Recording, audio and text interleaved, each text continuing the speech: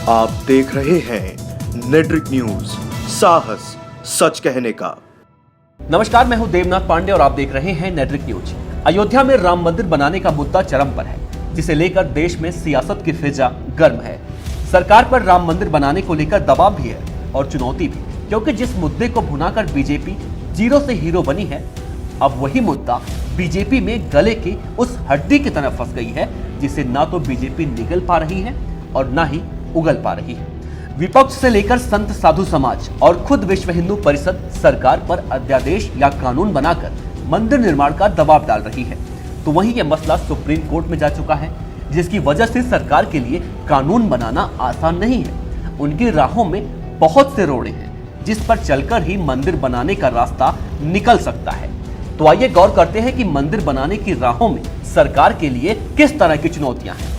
यूं तो राम मंदिर के मसले पर 29 अक्टूबर को सुप्रीम कोर्ट में सुनवाई होनी थी, लेकिन उससे पहले ही विजयदशमी के मौके पर संघ प्रमुख मोहन भागवत ने इस मुद्दे को ये कहकर हवा दे दी कि सरकार को राम मंदिर बनाने के लिए अध्यादेश जारी करना चाहिए, मंदिर बनाने के लिए कानून बनाना चाहिए, क्योंकि अब राम मंदिर निर्माण को लेकर ज्यादा दिनों तक इंतजार नहीं किया जा सकता। जिसके बाद इस मामले ने ऐसा तूल पकड़ा कि हर तरफ से राम मंदिर को लेकर ही बयानबाजी शुरू हो गई है। हर कोई अपने अपने तरीके से अयोध्या में राम मंदिर बनाने की सलाह दे रहा है, लेकिन इस बात से अनजान है कि ये मामला कोर्ट में है, जिसे बिना अदालत के फैसले के नहीं किया जा सकता। विपक्ष अलग राग अलाप रही है, साधु संत समाज अलग धमकी दे रहा है कि अगर मंदिर नहीं बना तो 2019 के चुनाव में वो बीजेपी का साथ नहीं देंगे। लेकिन किसी को ये नहीं मालूम कि पूरा मामला किस मसले पर फंसा है।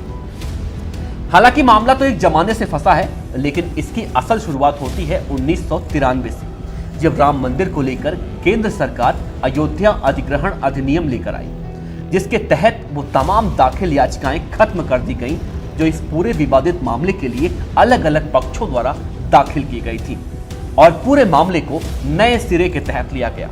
विवादित जमीन और उसके इर्द गिर्द सारे जमीन अधिग्रहण कर लिए गए, लेकिन सरकार का ये फैसला एक तरफ माना गया और इस फैसले को कई पक्षों ने हाई कोर्ट में चुनौती दी। कोर्ट में मामला जाते ही पलट गया।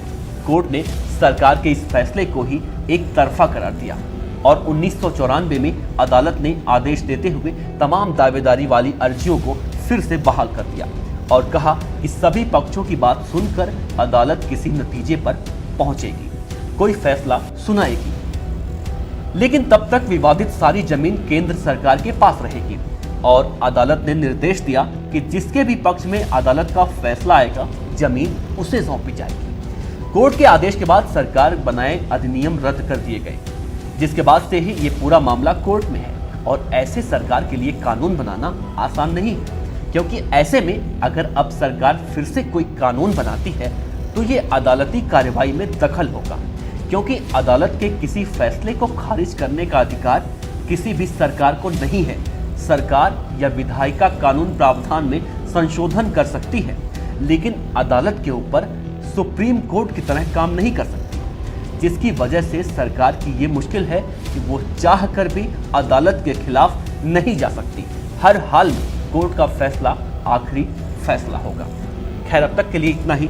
देश और दुनिया की तमाम अहम खबरों के लिए आप देखते रहिए शुक्रिया। हमारे साथ जुड़े रहने के लिए हमारे YouTube चैनल को सब्सक्राइब करें, साथ ही बेल आइकन को दबाएं। नेट्रिक न्यूज की खबरें सबसे पहले देखने के लिए